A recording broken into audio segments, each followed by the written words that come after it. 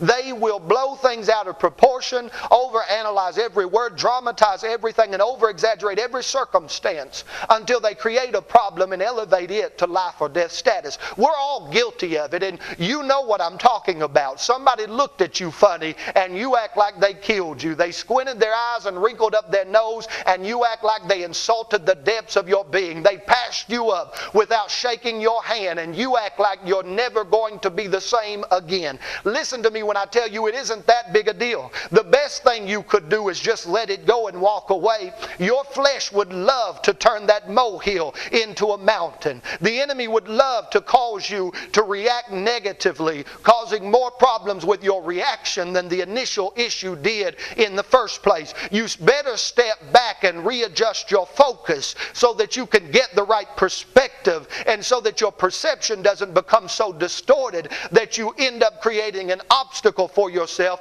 that wasn't even there to begin with. Let me preach for a minute and tell you that life comes with enough trials, with enough obstacles, with enough hardships, without you allowing your flesh to create new obstacles, new hardships, and new trials. If you are led by your flesh, it will cause you to interrupt your times of peace, materializing a problem that wasn't even there. There's many things that we can learn from the children of Israel in Numbers chapter 21, but one of the primary things that I want you to learn today is that they blew a situation out of proportion and created a problem in a time of peace. And when they should have been succeeding, they were being defeated, not because of an external enemy, but because they sabotaged themselves. Let me show you what I mean. When the children of Israel couldn't find a legitimate problem to complain about, they created one.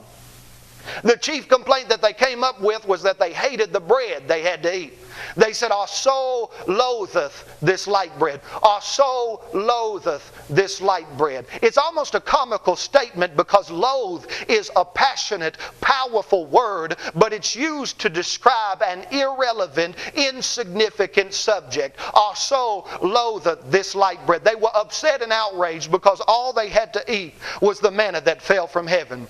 All they had was this heavenly prepared, divinely arranged, God-inspired angel food. Even though the yeast had been collected among the clouds, the butter turned on the streets of gold, the sea collected from the salt collected from the sea of heaven, this bread just wasn't good enough. Even though all the ingredients were mixed by the hallowed hands of God, this bread just wasn't up to par. Let me give you some perspective. They were eating from the very hand of God. They didn't have to work to obtain their own food.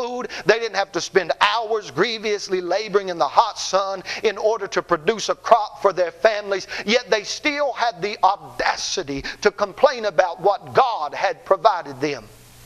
They over-exaggerated and blew the whole situation out of proportion. They spoke against God and Moses because they were sick of the bread. They convinced themselves they had a problem when in actuality they really didn't have one. I'm wondering, how many years have you spent convincing yourself you had a problem when in actuality you really didn't have one? How much time have you spent investing your strength and energy in something that was irrelevant, in something that was insignificant? How much time have you put in being upset over something that no one else really cares about, that is not important, though you try to make it important, though you fight over it, though you argue over it, though you cause one conflict after another? At the end of the day, what you're fighting for is not even worth fighting for. This is where the children of Israel are. They've convinced themselves they had a problem when in actuality they really didn't have one. They were reacting to the bread as if it were a serpent. They turned the bread into a serpent. Through their actions and their distorted mentality, they turned the bread into a serpent.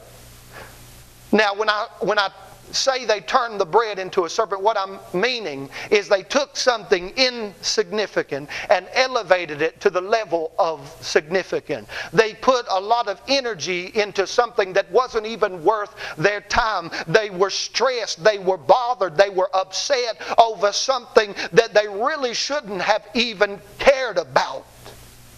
They turned the bread into a serpent. We do this in our everyday life all the time.